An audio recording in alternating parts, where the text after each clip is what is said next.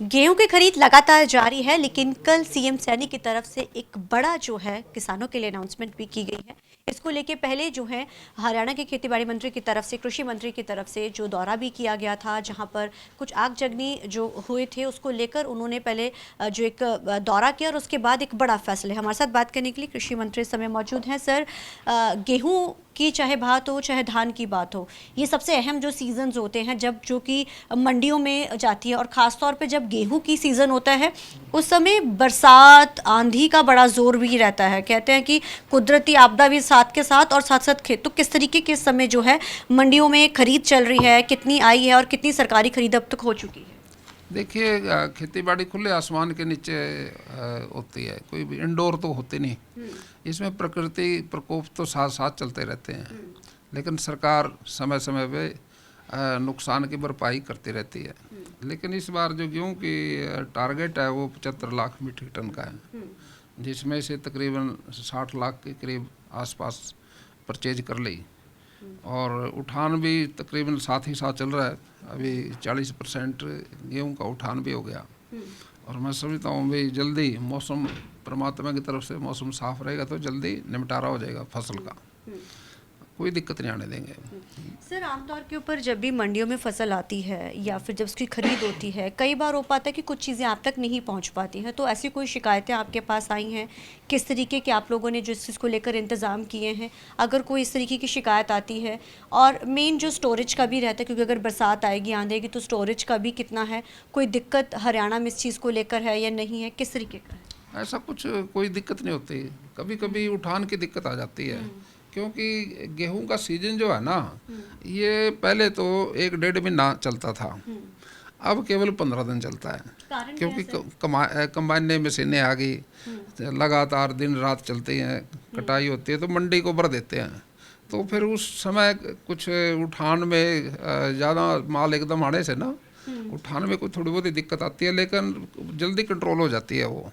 हम जैसे जैसे मंडियों की उठान इस बार बड़ा ध्यान दे रहे, लगातार तकरीबन अब उठान कहीं कहीं कोई दिक्कत हो सकती है, बाकी सब जगह नहीं है ये दिक्कत। कई मंडियाँ छोटी हैं, वहाँ एकदम भर जाती हैं वो जो ट्रांसपोर्ट का जगह नहीं मिल पाती है वो उठाने के लिए, कई बार हो जाती है, लेकिन इस बार ठीक है सारा काम। सर, और सीएम सैनी ने भी कल एक बड़ी अनाउंसमेंट उन्होंने करी है। जिन एरियाज में आग लगी थी या किसानों को मुआवजा की बात भी उन्होंने कही है, और लगता है कि शायद ये पहली बार ऐसा हो रहा है, क्योंकि इसके अंतर्गत तो नहीं आती जो जो जो योजनाएं होती हैं क्या बेसिकली, क्योंकि आप ही ने इसका दौरा किया था पहले। तो देखिए, अभी हमारे यहाँ 3 गांव में तो मैं भी गया हूँ, जिसमें थाना गांव है पेवा विधानसभा में, एक मांगना है, और एक इसके साथ दीवाना है। दीवाने में ज़्यादा नुकसान होया। तो ये तकरीबन पूरे प्रदेश में 800 एकड़ के करीब गेहूँ की जो नुकसान है आग से। तो मुख्यमंत्री जी ने कल मधु गौशाला में थे यहाँ पंचकुला, घोषणा कर दी भी सबको उनका मुआवजा दिया जाएगा। कहीं कहीं पोलियो हाउस भी जला है, कोई पशुओं की भी आग में जल के मौत हुई है। वो हमारे ध्यान में है, सरकार उनकी मदद करेगी, मुख्यमंत्री जी ने कहा भी है कल।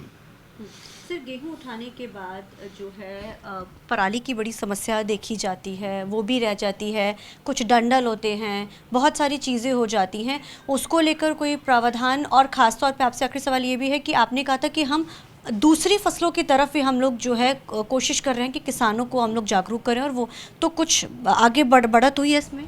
देखिए, गेहूं की कटाई के बाद पराली की समस्या नहीं होती, पराली की तो धान में सर, आ जाती डंडल है। वो जो बड़े बड़े होने शुरू हो जाते हैं नहीं, खेतों वो में, कोई आमतौर समस्या पे नहीं है। जब जलते हैं वो नार तो वगैरह जब जलाते हैं खेतों उससे में। तो भूसा बनता है पशुओं का, हाँ, चारा बनता है पशुओं का, हाँ। या कोई उसको बेंडिंग करके इंडस्ट्री में भेज देते हैं। तो लेकिन ये तो काम की चीज़ है, इसके तो चारे के लिए, नहीं तो चारा फिर महंगा हो जाएगा अगर इसका चारा तूड़ी नहीं बनाएंगे ना, फिर आने वाले समय में दिक्कत आएगी। इसके तो तूड़ी बने तो अच्छा है, ये पशुओं का चारा है ये, तो ऐसा कोई दिक्कत नहीं है किसी किस्म की। साड़ी में तो इसका सारा उपयोग की चीज़ है ये। मैं समझता हूँ भी कोई नुकसान इसका जलने से नुकसान हो जाता है, क्योंकि तूड़ी कहाँ से बनेगी फिर, वो तो नुकसान है अगर आग लग जाती है कड़ी। तो सरकार तो हमेशा जो बड़े हमारा जो धान और गेहूं का तो रकबा ज़्यादा मानते हैं।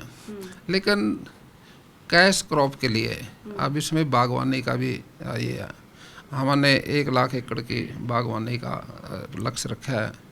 पहले 62,000 के करीब तो था ये, अभी इसको और बढ़ेगा तो कैश क्रॉप में आ जाता है ये।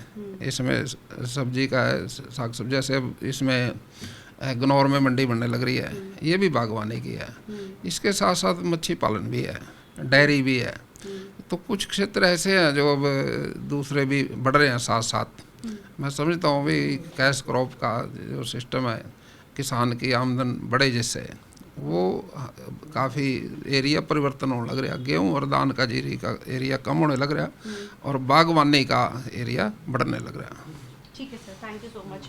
तो जाहिर है कहते हैं कि बागवानी का जो एरिया बढ़ता जा रहा है, क्योंकि वाटर लेवल को लेकर समस्या रहती है, लेकिन अब जो है अलग अलग जो फसलों की तरफ भी हरियाणा के जो हैं अब किसान वो बढ़ने शुरू हो गए हैं। कैमरामैन अलजुंदे के साथ चंडीगढ़ से TV9 के लिए अमनप्रीत कौर।